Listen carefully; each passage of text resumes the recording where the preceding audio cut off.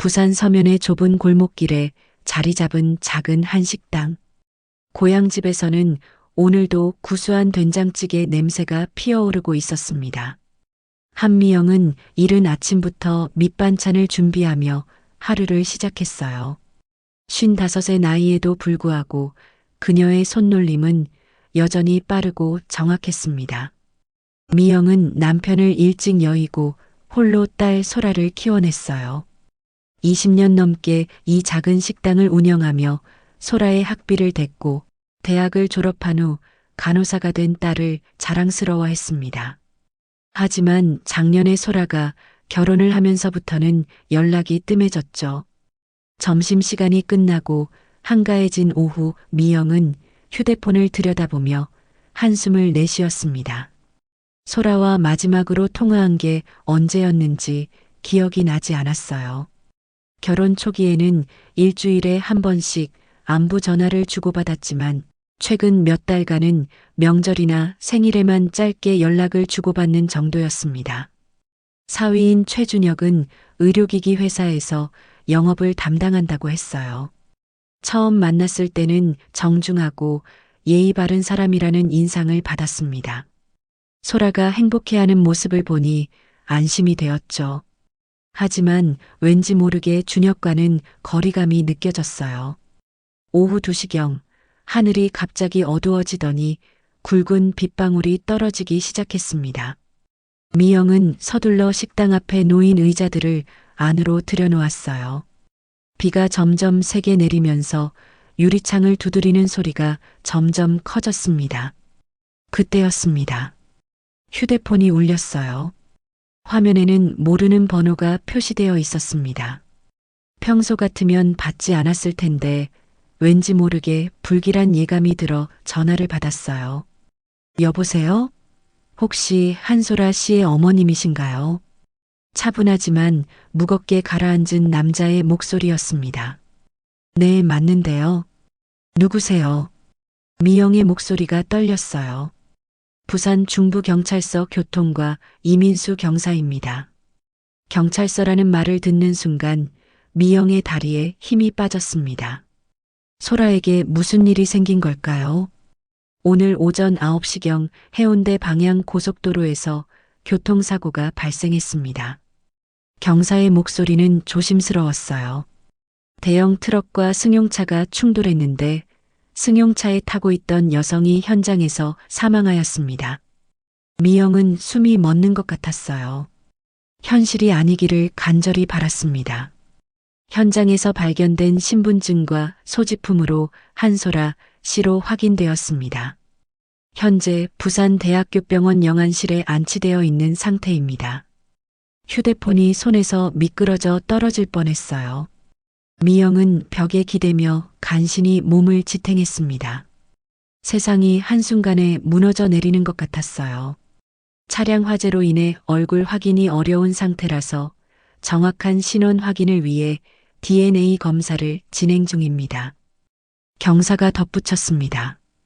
미영은 택시를 불러 병원으로 향했어요. 평소 20분이면 도착할 거리가 몇 시간처럼 느껴졌습니다. 차창 밖으로 보이는 빗속 풍경이 흐릿하게 번져 보였어요. 병원에 도착했을 때 사위 준혁이 이미 와 있었습니다. 그는 로비 의자에 앉아 고개를 떨군 채 있었어요. 미영을 보자 일어서며 눈물을 글썽였습니다. 어머님, 정말 죄송합니다. 제가 소라를 지켜주지 못해서. 준혁의 목소리는 떨리고 있었어요. 하지만 미영은 이상한 느낌을 받았습니다. 준혁의 슬픔이 어딘지 연기처럼 느껴졌거든요.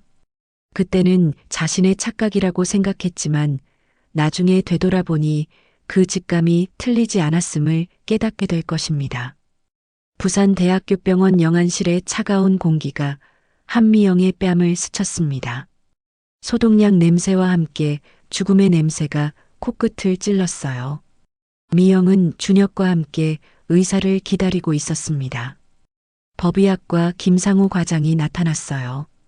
흰 가운을 입은 그는 심각한 표정으로 다가왔습니다. 유가족분들이시죠? 일단 앉으시기 바랍니다. 김 과장의 목소리는 조심스러웠어요.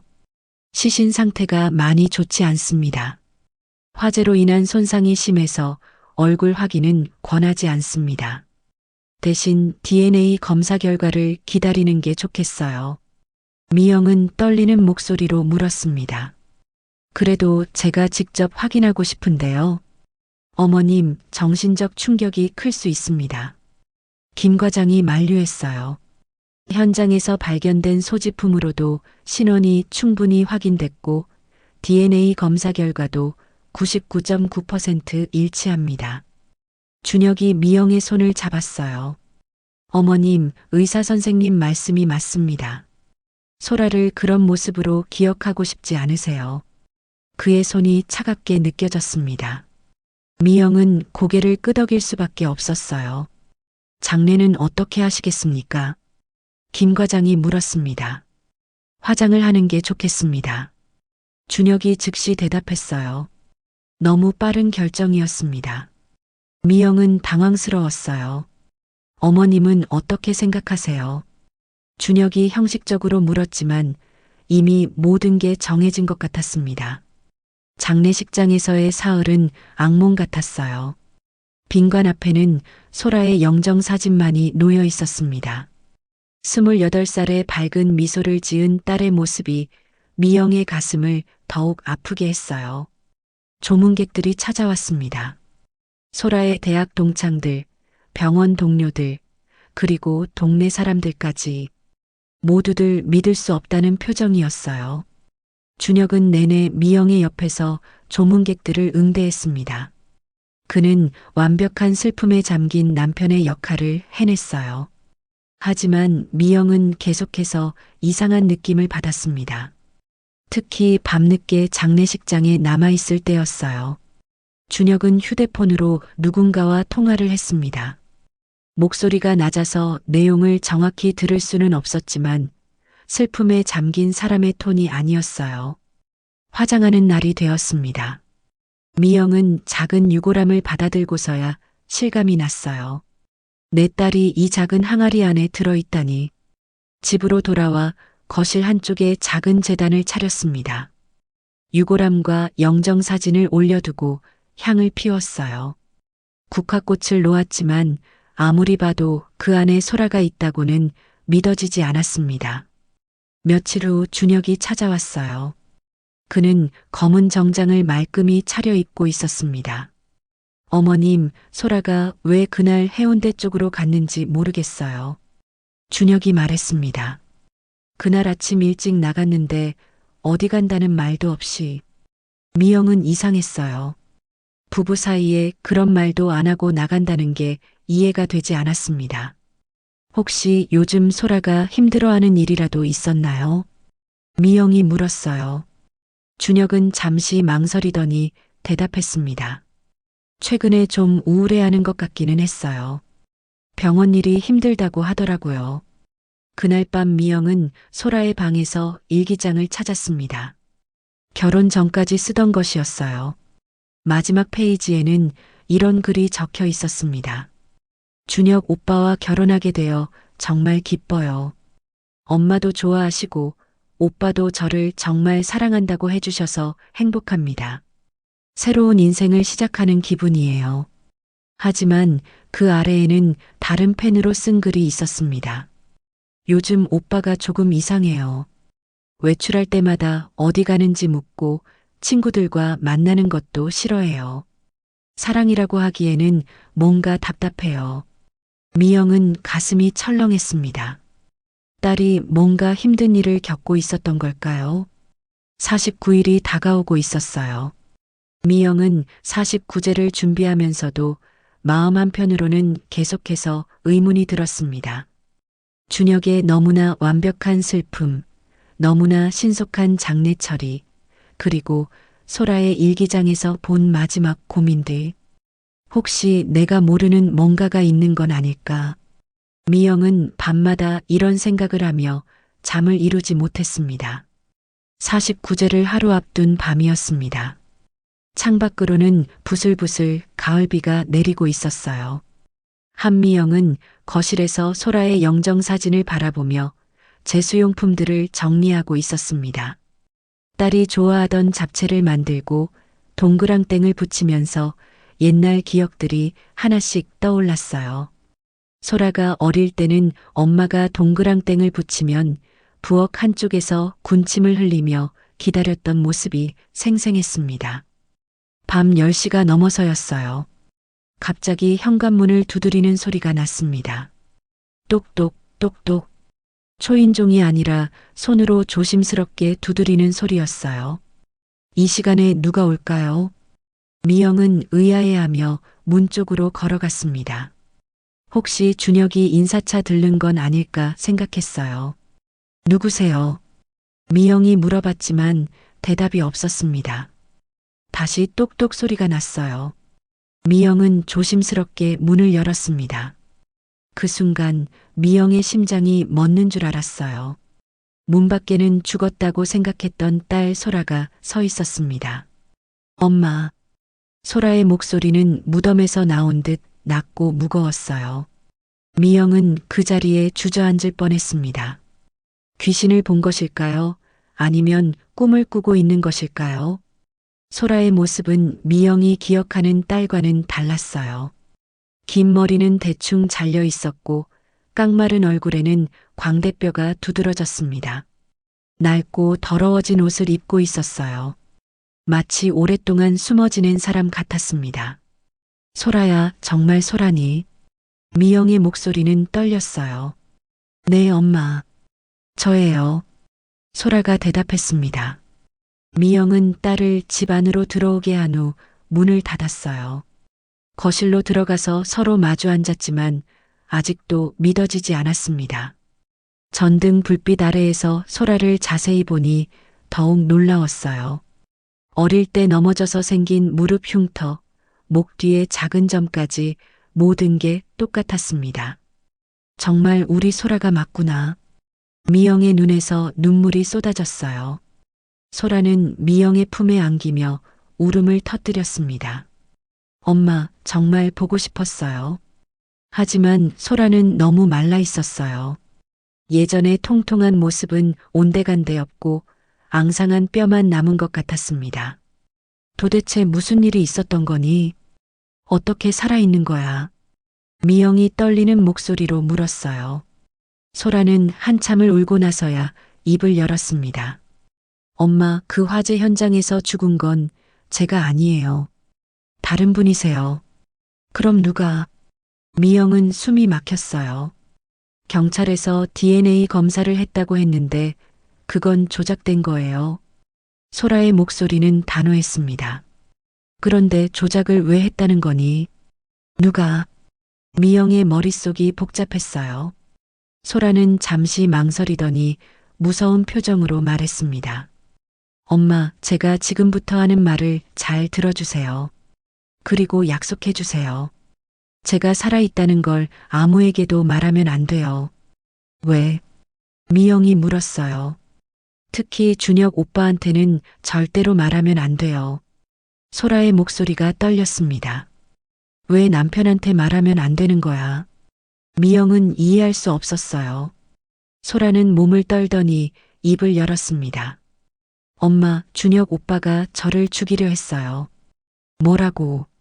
미영의 머릿속이 하얗게 변했어요. 준혁 오빠는 처음부터 제 보험금을 노리고 접근했어요. 결혼한 지 2달 만에 거액의 생명보험에 가입시켰거든요. 소라가 천천히 설명했습니다. 그리고 어느 날 밤 오빠가 음식에 수면제를 탔어요. 정신을 잃고 깨어보니 어둡고 춥고 물냄새가 나는 지하실에 갇혀 있었어요. 미영은 숨이 막혔습니다. 그런 끔찍한 일이. 오빠가 주사기를 들고 나타났어요. 이제 조용히 가자고 하면서요. 소라의 목소리는 점점 작아졌습니다. 그래서 어떻게 된 거니? 미영이 간신히 물었어요.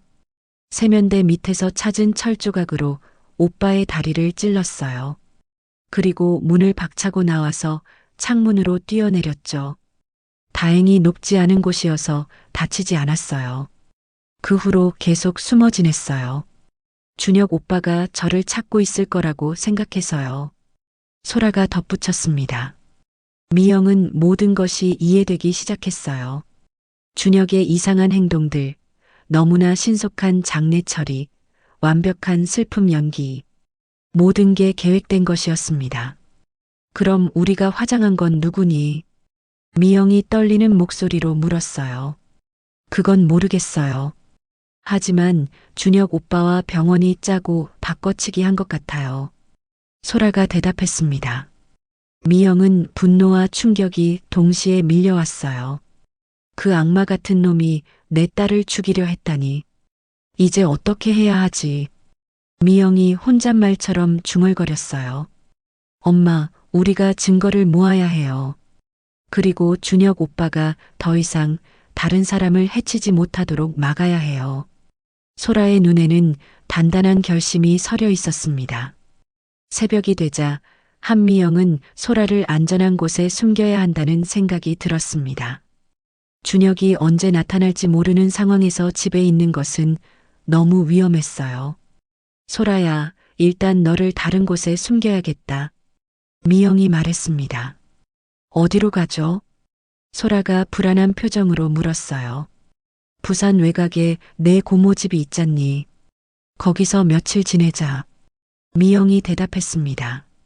고모는 미영의 여동생으로 기장군에서 작은 펜션을 운영하고 있었어요. 사람들의 눈을 피하기에는 적당한 곳이었습니다.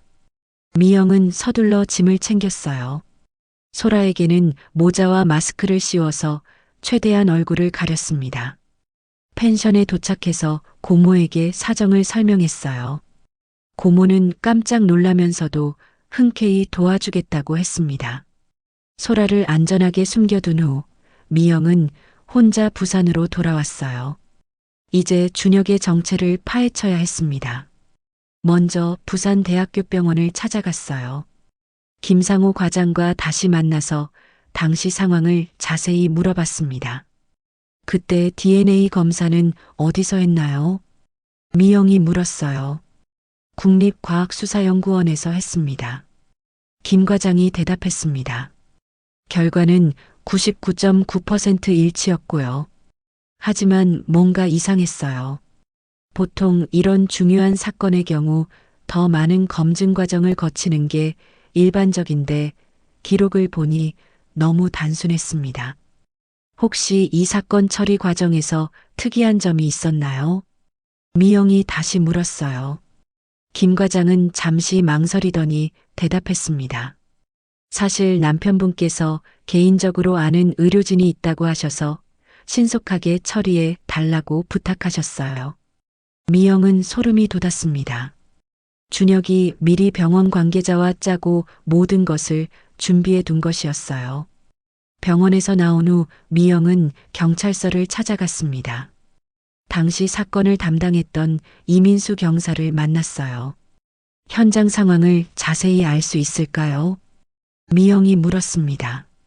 사고 현장은 해운대 쪽 고속도로였는데 새벽 시간이라 목격자가 거의 없었어요. 이 경사가 설명했습니다. 대형 트럭 운전사도 충격으로 기억이 명확하지 않다고 했고요. 차량은 완전히 전소됐고 시신도 심하게 손상된 상태였습니다. 현장에서 발견된 건 가방과 지갑, 휴대폰 정도였어요. 미영은 이상한 점을 발견했습니다. 소라는 평소 해운대 쪽으로 갈 일이 없었거든요. 그런데 왜 그 시간에 그곳에 있었을까요? 다음 날 미영은 보험회사를 찾아갔습니다. 이곳에서 가장 충격적인 사실을 발견하게 됐어요. 보험회사 직원이 보여준 서류에 따르면 소라 명의의 생명보험은 결혼 2달 만에 가입됐고 수익자는 전적으로 준혁으로 되어 있었습니다. 보험 금액은 무려 5억 원이라는 거액이었어요. 더욱 놀라운 것은 처리 속도였습니다. 사망 확인서가 접수된 지 나흘 만에 보험금이 준혁 계좌로 입금된 기록이 있었어요. 이렇게 빨리 처리되는 게 일반적인가요? 미영이 물었습니다. 아니요, 보통은 더 시간이 걸립니다. 직원이 대답했습니다. 하지만 이 경우는 모든 서류가 완벽했고 사망 원인도 명확해서 신속 처리됐습니다. 미영은 손을 떨며 서류를 덮었어요. 이제 확실했습니다. 준혁은 처음부터 돈을 위해 소라에게 접근한 것이었습니다. 집으로 돌아와서 소라에게 전화를 걸었어요. 소라야, 엄마가 알아낸 걸 말해줄게. 미영은 병원, 경찰서, 보험회사에서 알아낸 모든 사실을 소라에게 전했습니다.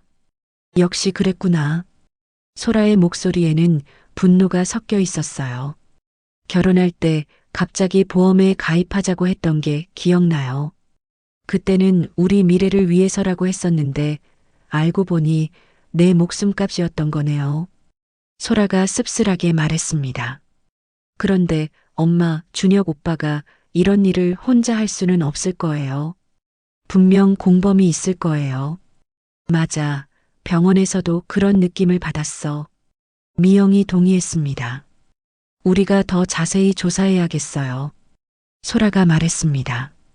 준혁 오빠의 과거도 알아보고 누가 도와줬는지도 찾아내야 해요. 그날 밤 미영은 작은 수첩에 지금까지 알아낸 사실들을 정리했어요. 5억 원의 보험금, 조작된 DNA 검사, 신속한 처리 과정, 그리고 준혁의 완벽한 연기. 모든 퍼즐 조각들이 하나씩 맞춰지고 있었습니다. 하지만 아직 결정적인 증거가 부족했어요. 내일부터는 준혁을 직접 미행해보자. 미영이 혼잣말로 중얼거렸습니다. 그놈의 정체를 완전히 밝혀내야 해. 창밖으로 보이는 부산 시내의 불빛들이 흔들리고 있었어요. 진실을 향한 긴 여정이 이제 막 시작된 것 같았습니다. 다음 날 아침 7시 한미영은 준혁의 아파트 근처에서 기다리고 있었습니다. 검은 모자를 눌러쓰고 평소와는 다른 옷차림으로 변장했어요. 마치 드라마에서 보던 탐정 같은 기분이었지만 긴장감은 진짜였습니다. 준혁은 8시 30분에 집에서 나왔어요. 깔끔한 정장 차림에 서류 가방을 든 모습이 평범한 직장인 같았습니다. 하지만 미영의 눈에는 악마로 보였어요. 미영은 조심스럽게 뒤따라갔습니다. 준혁은 지하철을 타고 서면으로 향했어요. 의료기기 회사가 있는 곳이었습니다. 오전 시간 동안은 별다른 움직임이 없었어요. 점심시간이 되자 준혁은 회사 근처 식당에서 동료들과 식사를 했습니다. 겉으로는 정말 평범한 직장인처럼 보였어요. 하지만 오후가 되면서 이상한 일이 시작됐습니다. 준혁은 회사를 일찍 나와서 부산역 근처의 허름한 건물로 들어갔어요. 미영은 멀리서 지켜봤습니다. 건물 입구에는 대박게임랜드라는 간판이 걸려 있었어요. 겉으로는 오락실 같아 보였지만 뭔가 수상한 기운이 돌았습니다. 1시간 후 준혁이 나왔을 때는 표정이 어두워져 있었어요. 누군가와 통화를 하며 걸어가는 모습이 초조해 보였습니다. 형, 이번 주까지는 어떻게든 마련해 보겠습니다. 준혁의 목소리가 들렸어요. 조금만 더 시간을 주세요. 미영은 가슴이 두근거렸습니다. 준혁이 누군가에게 돈을 빌린 것 같았어요. 저녁이 되자 준혁은 해운대 쪽으로 향했습니다. 고급 레스토랑에 들어가더니 한 여성과 만났어요. 20대 후반으로 보이는 예쁜 여성이었습니다. 미영은 멀리 앉아서 두 사람을 지켜봤어요. 준혁은 그 여성에게 매우 친절하게 대했습니다. 마치 소라에게 했던 것처럼요. 혹시 저 여성이 다음 타겟인 건 아닐까? 미영은 소름이 돋았습니다. 식사가 끝나고 준혁과 여성이 헤어진 후 미영은 그 여성을 따라갔어요. 다행히 여성은 지하철역 근처에서 친구와 만났습니다. 오빠 어땠어? 친구가 물었어요. 정말 좋은 사람 같아. 의료기기 회사에 다니는데 안정적이고. 그 여성이 대답했습니다. 근데 너무 빨리 결혼 얘기하는 거 아냐? 사귄 지 한 달밖에 안 됐잖아. 사랑에 빠지면 그럴 수도 있지. 그 여성은 행복해 보였어요. 미영은 뒤에서 듣고 있다가 등골이 서늘해졌습니다. 소라와 만났을 때와 똑같은 패턴이었어요. 다음날 미영은 사설탐정 사무소를 찾아갔습니다. 정의흥신소라는 낡은 간판이 걸린 곳이었어요. 탐정은 50대 중반의 건장한 남성이었습니다. 미영이 상황을 설명하자 심각한 표정이 됐어요. 이 남자 제가 알아보죠. 탐정이 말했습니다. 단 이런 일은 시간과 돈이 꽤 듭니다. 미영은 주저없이 봉투를 꺼내 책상 위에 올려놨어요. 최대한 빨리 부탁드려요. 일주일 후 탐정에게서 연락이 왔습니다. 큰 걸 잡았다는 말과 함께요. 탐정 사무소에서 받은 자료는 충격적이었어요. 준혁의 진짜 이름은 박준혁이었고 과거에 2번의 결혼을 했었습니다. 21년에 첫 번째 부인이 가스 중독으로 사망했어요. 보험금 3억 원을 받았고요. 탐정이 설명했습니다. 23년에 두 번째 부인이 추락사로 사망했습니다. 이때는 4억 원이었어요. 미영은 숨이 막혔습니다. 준혁은 연쇄살인마였던 거예요. 더 있습니다. 탐정이 계속 말했습니다. 준혁은 현재 불법 도박으로 거액의 빚을 지고 있어요. 대략 10억 원 정도로 추정됩니다. 그래서 우리 소라한테 미영의 목소리가 떨렸어요. 그리고 어제 확인된 정보인데 새로운 여성과 교제 중입니다. 간호사인 김유진 씨라고 해요. 미영은 어제 봤던 그 여성이 떠올랐습니다. 정말로 준혁의 다음 타겟이었던 거예요. 이대로 둘 수는 없어요. 미영이 단호하게 말했습니다. 증거가 더 필요해요. 탐정이 조언했습니다. 현행범으로 잡거나 자백을 받아내야 해요. 그날 밤 미영은 소라에게 모든 사실을 알려줬어요. 엄마, 정말 무서운 사람이었구나. 소라의 목소리도 떨렸어요. 그런데 엄마, 김유진이라는 분은 구해드려야 해요. 무고한 사람이 또 당할 수는 없어요. 맞아. 미영이 동의했습니다. 우리가 막아야 해. 그런데 어떻게 해야 할까요? 소라가 물었어요. 증거를 잡아야지. 준혁이 직접 자백하는 장면을 녹음하든지. 미영이 말했습니다. 위험할 텐데요. 소라가 걱정스럽게 말했어요. 위험하더라도 해야 해. 더 이상 그 악마가 사람들을 해치게 둘 수는 없어. 미영의 목소리에는 결연한 의지가 담겨 있었습니다. 한미영은 전자상가에서 작은 녹음기 2개를 샀습니다. 손가락만 한 크기의 최신 제품으로 일주일 동안 연속 녹음이 가능했어요. 마치 첩보 영화에서나 볼 법한 장비였습니다. 탐정이 알려준 정보에 따르면 준혁은 매주 목요일 밤 11시에 도박장에 간다고 했어요. 그 시간을 노려서 그의 집에 들어가기로 했습니다.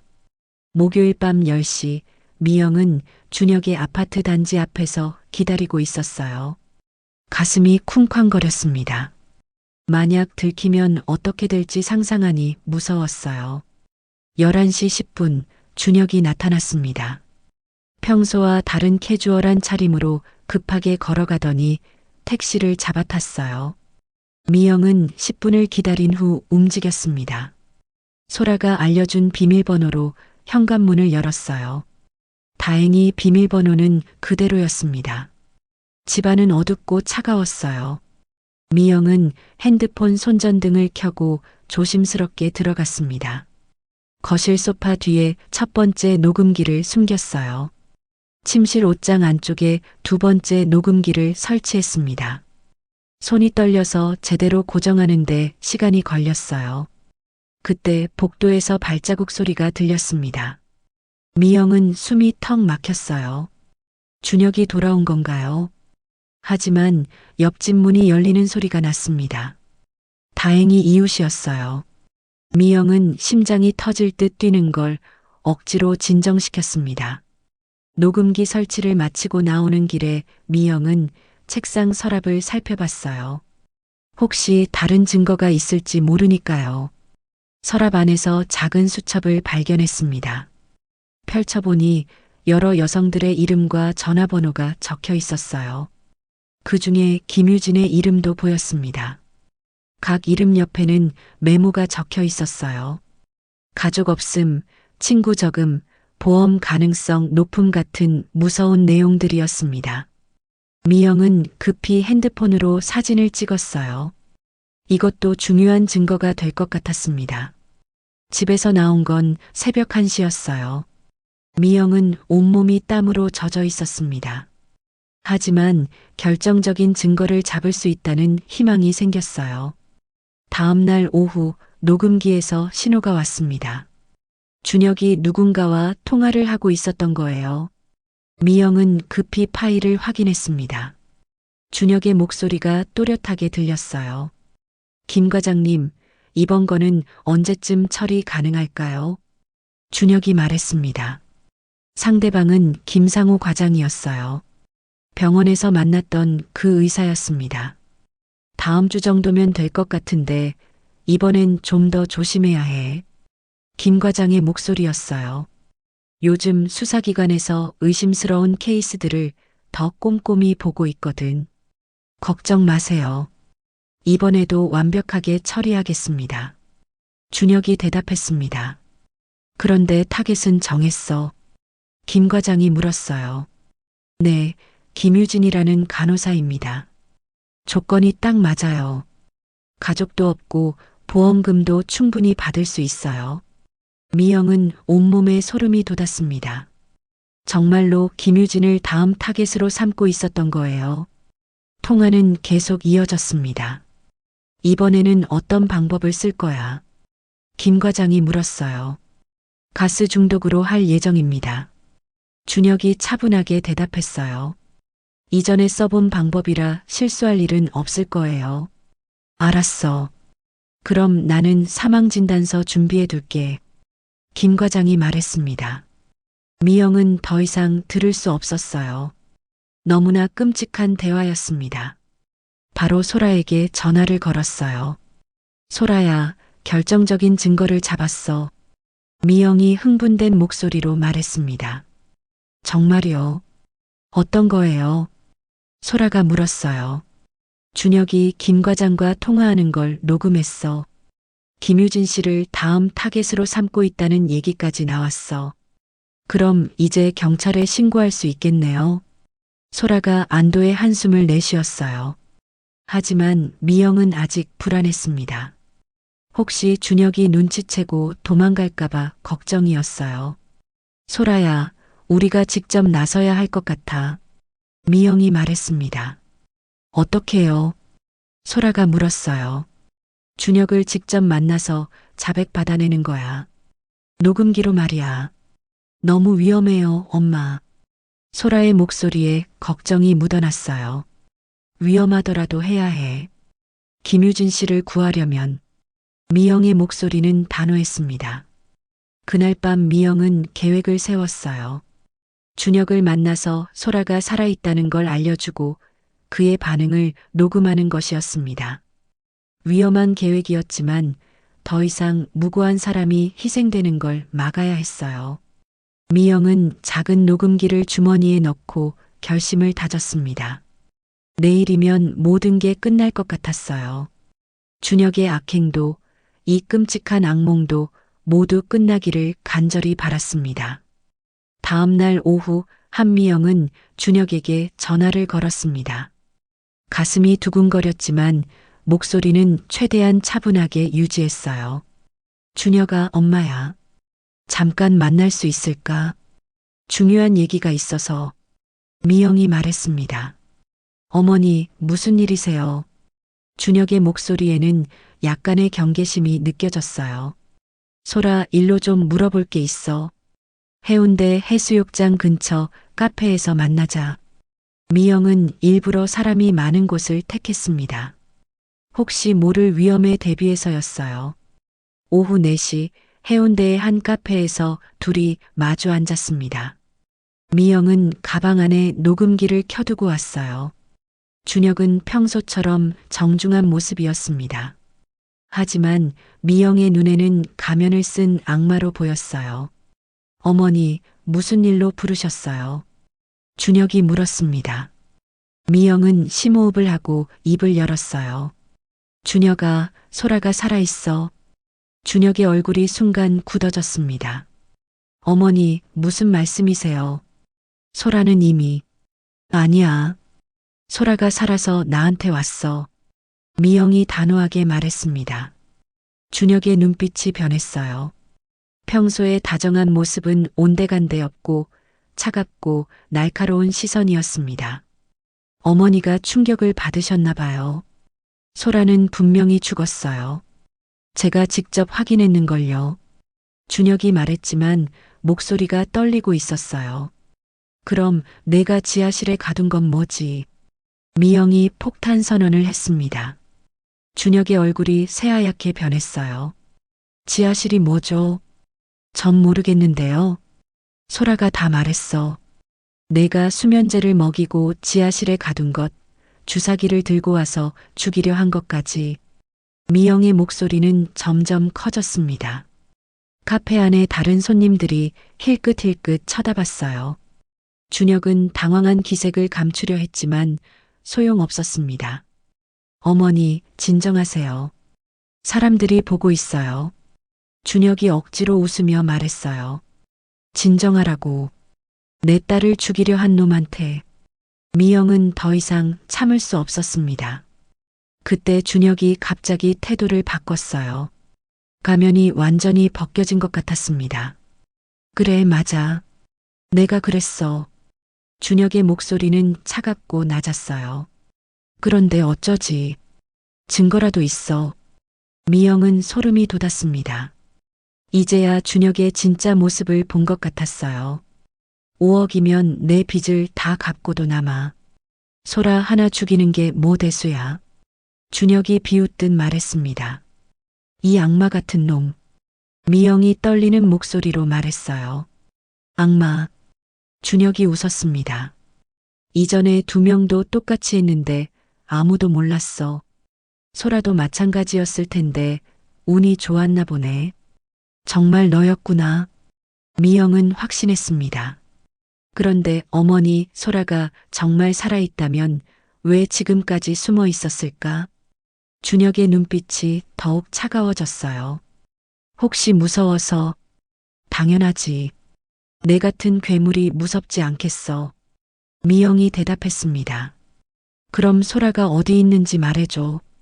준혁이 위협적으로 말했어요. 이번에는 확실히 처리해야겠어. 미영은 온몸이 굳어졌습니다. 준혁이 아직도 소라를 죽이려 한다는 걸 깨달았어요.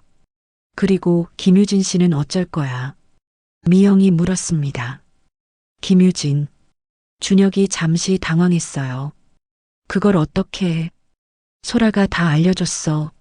내가 김유진 씨도 똑같이 죽이려 한다는 걸.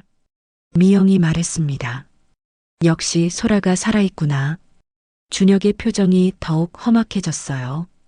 그럼 어쩔 수 없지. 준혁이 갑자기 일어나서 미영의 손목을 거칠게 잡았습니다. 어머니도 위험해졌네요. 나. 미영이 소리쳤어요. 다른 손님들이 놀라서 쳐다봤습니다. 준혁은 어쩔 수 없이 손을 놨어요. 미영은 재빨리 핸드폰을 꺼내 경찰에 신고했습니다. 여보세요, 경찰서요. 살인범을 신고합니다.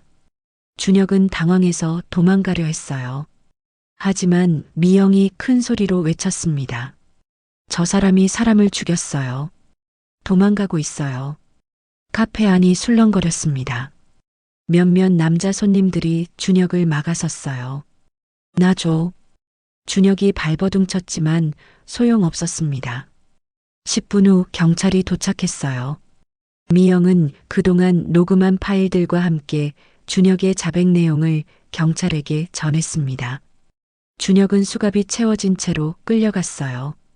마지막까지도 미영을 노려보는 눈빛이 무서웠습니다. 하지만 이제 모든 게 끝났어요. 준혁의 악행이 드디어 세상에 드러난 것입니다. 준혁이 체포된 지 일주일 후 한미영과 소라는 부산지방법원에 출두했습니다. 언론들이 몰려들어 카메라 플래시가 터졌지만 모녀는 당당하게 걸어갔어요. 법정에서 준혁은 수갑을 찬 채로 앉아 있었습니다. 예전의 다정한 모습은 온데간데 없고 초라한 죄수복 차림이었어요. 재판장이 엄숙한 목소리로 판결을 선고했습니다. 피고인 박준혁은 연쇄살인 및 보험사기 혐의로 무기징역에 처한다. 방청석에서 탄성이 터져 나왔어요. 미영은 소라의 손을 꼭 잡았습니다. 드디어 정의가 실현된 것 같았어요. 공범인 김상우 과장도 10년형을 선고받았습니다. 병원에서의 직위를 남용한 죄가 컸거든요. 재판이 끝나고 나오는 길에 기자들이 몰려들었어요. 어머님, 지금 기분이 어떠신가요? 기자가 마이크를 들이밀었습니다. 다행히 더 이상 피해자가 나오지 않게 되어 다행입니다. 미영이 차분하게 대답했어요. 딸부는 어떻게 살아남을 수 있었나요? 다른 기자가 물었습니다. 포기하지 않았기 때문이에요. 소라가 대답했습니다. 그리고 저를 끝까지 믿어준 엄마 덕분이고요. 한 달 후 모녀는 제주도로 이주했습니다. 부산에서의 기억들이 너무 아팠거든요. 새로운 곳에서 새로운 시작을 하고 싶었어요. 제주 서귀포의 작은 마을에 게스트하우스를 열었습니다. 이름은 두 번째 봄으로 지었어요. 죽음에서 되돌아온 두 번째 인생이라는 의미였습니다. 소라는 처음 몇 달간 악몽에 시달렸어요. 준혁이 나타나는 꿈을 꾸며 깨어나곤 했습니다. 엄마, 또 그 꿈 꿨어요. 소라가 새벽에 미영의 방으로 와서 말했어요. 괜찮아. 다 지나간 일이야. 미영이 딸을 꼭 안아주었습니다. 이제 그 나쁜 사람은 감옥에 있어서 우리를 해칠 수 없어. 제주대학교 병원에서 전문적인 상담 치료를 받기 시작했어요. 의사는 시간이 걸리지만 충분히 회복할 수 있다고 했습니다.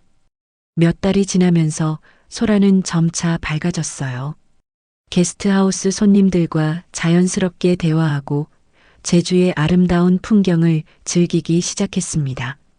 엄마, 오늘 손님이 우리 조식이 정말 맛있다고 하셨어요. 소라가 웃으며 말했습니다. 그래. 우리 소라가 만든 거니까 당연히 맛있지. 미영도 함께 웃었어요. 게스트하우스 한쪽 구석에는 작은 제단이 있었습니다. 화재에서 희생된 박은정 씨를 위한 자리였어요. 매일 꽃을 바꿔드리고 차를 올렸습니다. 은정 언니 고마워요. 소라가 매일 아침 인사를 드렸어요. 언니 덕분에 저희가 새로운 삶을 살 수 있게 됐어요. 박은정 씨의 고모님도 한번 찾아오셨었어요. 조카의 억울함이 풀려서 고맙다며 눈물을 흘리셨습니다. 1년이 지났을 때 김유진 씨가 게스트하우스를 찾아왔어요. 준혁의 다음 타겟이 될 뻔했던 그분이었습니다. 정말 고맙습니다. 유진 씨가 깊이 인사했어요. 두 분 덕분에 제가 살아있을 수 있어요. 아니에요. 당연한 일을 했을 뿐이에요. 소라가 대답했습니다. 유진 씨는 지금 새로운 연인을 만나 행복하게 지내고 있다고 했어요. 정말 다행인 일이었습니다. 2년이 지난 어느 봄날이었어요. 게스트하우스 앞마당에는 벚꽃이 만발했습니다. 손님들이 사진을 찍으며 즐거워하는 모습을 보니 뿌듯했어요. 엄마, 이제 정말 살아있다는 게 실감나요. 소라가 말했습니다. 그래, 우리 이제 진짜 살아있는 거야. 미영이 대답했어요. 저녁 무렵 모녀는 바닷가를 산책했습니다. 제주 바다가 노을에 물들어 아름다웠어요. 엄마, 정말 고마워요. 소라가 말했습니다. 끝까지 포기하지 않고 진실을 밝혀줘서. 무슨 소리야? 딸을 가진 엄마라면 누구든지 그랬을 거야. 미영이 웃으며 대답했어요. 그래도 만약 엄마가 포기했다면 준혁은 계속 다른 사람들을 해쳤을 거예요. 소라의 말이 맞았습니다. 멀리서 아이들이 뛰어노는 소리가 들렸어요. 평범하고 소소한 일상의 소리들이었습니다. 우리의 두 번째 인생은 이렇게 평범하지만 소중한 순간들로 채워져 갔어요. 과거의 상처는 완전히 사라지지 않았지만 이제는 그것을 이겨낼 힘이 생겼습니다. 게스트하우스 입구에 걸린 작은 팻말에는 여전히 그 문구가 적혀 있었습니다. 두 번째 봄 마이너스 새로운 시작을 응원합니다. 죽음에서 되돌아온 기적 같은 삶, 진실을 찾기 위해 포기하지 않았던 모정의 힘, 그 모든 것들이 지금의 평화로운 순간을 만들어낸 것이었습니다. 저녁 하늘에는 별들이 하나둘 떠오르고 있었어요. 새로운 희망의 별들처럼 반짝이며 모녀의 앞길을 비춰주고 있었습니다.